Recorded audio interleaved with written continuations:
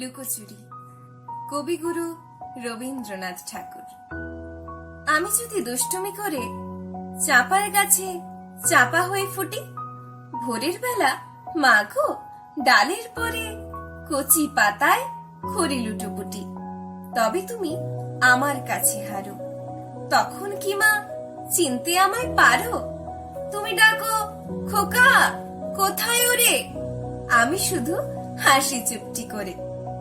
যখন তুমি থাকবে যে কাজ নিয়ে, সবই আমি দেখবো নয়ন মেলে।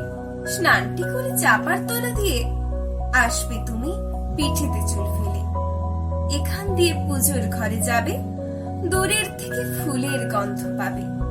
তখন তুমি বুঝতে পারবে না সে তোমার খোকার গায়ের গন্ধ আসে। দুপুর বেলা মহাভারত হাতে বসবে তুমি সবার খাওয়া হলে। গাছের ছায়া ঘরের জানলাতে পড়বে এসে তোমার পিঠে কোলে। আমি আমার ছোট্ট ছায়াখানি দোলাবো তোর বইয়ের পরে আনি।